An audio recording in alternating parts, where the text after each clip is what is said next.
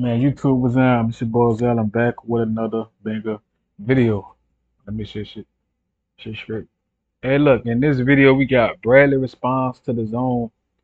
Tim Bradley response to the zone's biased commentary on Crawford versus Majimov's fight, which is very interesting. Uh, the fight happened on August, was it 3rd, I believe? Not sure. Um, on a Saturday, the first Saturday in August, which had to be the 3rd, if I'm not mistaken. But what happened, or it was the first or the third. I'm blabbering right now. What happened was Crawford and Majimov had it was a high speed chess match, which some people like to call it. Majimov was doing a lot of feinting and probing, trying to control, like trying to make Terence Crawford uncomfortable, trying to make Crawford hesitant to attack. But the thing was, he was hesitant to attack. Majimov was doing all the controlling space and all the feints and jabs, but he never asserted himself like on offense. It's the difference between controlling the fight and actually attacking. Crawford would battle for control as well, but he would actually attack and he would win rounds, land big punches, and he would make Majimov grab him and dug below the waist. But we not people not gonna talk about how he started out the fight pretty much. You know what I'm saying? He spoiled the fight a little bit, but let's get it. Dante's Boxing Nation, what's going on, guys? Okay, so the video I did yesterday where I exposed how biased DAZN had been when they were calling the fight, mainly Todd Grisham, who was the blow-by-blow announcer, and Sergio Mora. Sean Porter, who was calling the fight as well, was the only one calling the fight fair. While Todd Grisham and Sergio Mora, they made it seem as if Terence Crawford was completely losing the fight by ignoring a lot of punches that Terence Crawford was landing while making sure they highlighted the punches that Madrimov was landing. And while they're doing all of this, they're arguing with Sean Porter because Sean Porter tells them that he has Terence Crawford up 3 rounds to 1. After Todd Grisham, he has said, why is Terence Crawford giving up so many rounds?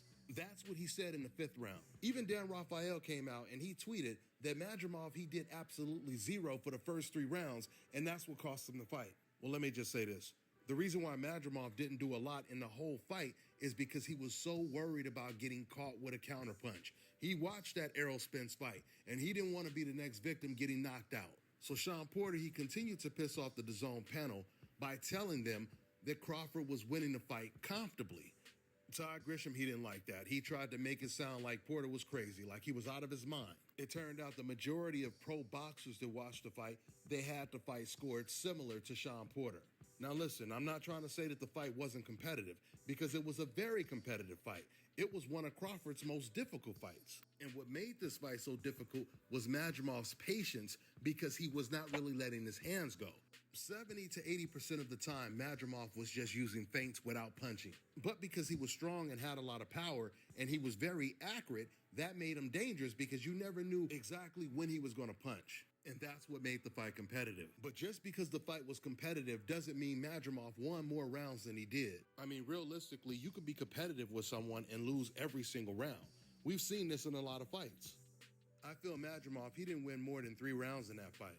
Andre Ward, he said Crawford won every single round in the fight. And Tim Bradley, he seen the fight pretty much the exact same way I seen it. I want you guys to listen to what Tim Bradley said about this fight in comparison to the DAZN panel. It was a great fight from a more technical and tactical approach by both fighters. It was interesting to see Madrimov not be himself. He had the herky jerky, the hands moving, and all the feints and stuff like that. But it's real interesting to see him not be as comfortable letting his hands go as you usually see him in many fights. Usually he's dictating the pace coming forward and using his jab and picking down low. But man, he didn't do any of that, man. And that's a testament to where Crawford's skill set is and what Crawford's able to do. He hurt Madrimov several times throughout the course of the night, bro. He hurt him. He boxed well. He came out. He looked sharp. I mean, after think about this, people. After a year off, dude, and to look that sharp, the way Crawford looked, bro, that is exceptional. That's remarkable, bro. He looked super sharp early on, super duper sharp. Madrimov was a lot more patient than again what we seen them in the past. And I will say this, like the champion, the champion didn't defend his belt like a champion. Now what do I mean by that? He just did enough just to compete. He didn't do enough to win the fight. I thought that he should have stepped on the gas, or he could. He had chances. Bro, we all think the same way, man. Magimov was bullshitting, man. For a lack of a better term, he was pussyfooting around the ring, man. He was fainting, faint, pro, and he would throw a big overhand or a left hook maybe, and some of them landed, but he wouldn't follow up. See, he would throw one of those big shots, then he would spoil his own offense by clinching Terence Crawford. After Magimov landed, Terence Crawford would come give him 3, 4 shots just because that's the mindset. Then when Crawford would initiate and come hit Magimov first, Magimov would duck his head below Crawford's belt, which is illegal, and he would tie him up to spoil Crawford's offense. So we know who won the fight. We know who was the aggressor, who had effective aggression, who landed more punches per round, who won more rounds. We know who won, but people, Sergio and his crew was giving biased commentary. Uh, so I mean, yeah, Sean was saying what I was seeing. Sean was like, yeah, Crawford up, and these guys saying Crawford giving rounds away just because it's a close fight, man. So they was bullshitting pretty much through the commentary, being biased. And I definitely understand like commentary can affect how people view the fight, you know. So with that being said, let's keep on. I felt there were times where you're hearing from his corner to him to go down to the body and take a little bit more chances, and he wouldn't. Whereas Crawford, he did everything. I mean, Crawford led, he ended, he finished, he started, and he finished combinations. I mean, he moved.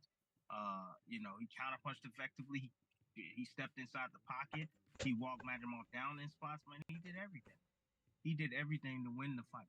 Whereas Madrimov, he stayed comfortable within himself, didn't want to take any chances, didn't want to risk getting hurt or getting caught with anything flush, on the chin. Because again, those punches hurt that were coming from Crawford. They were heavy shots. Let me tell you guys about Issa Israel. Absolutely. Those shots were definitely heavy. And look, shout out Dante's Boxing Nation. But look, YouTube, I know people got freedom of speech and they're entitled to their opinion. They think Magimov won, but they don't know shit about boxing, and that's the final nail in the coffin. But with that being said, man, like, comment, subscribe, man. We're on the road to 2K subs, man. I know we're gonna get there because the mafia too strong. I love y'all to this time.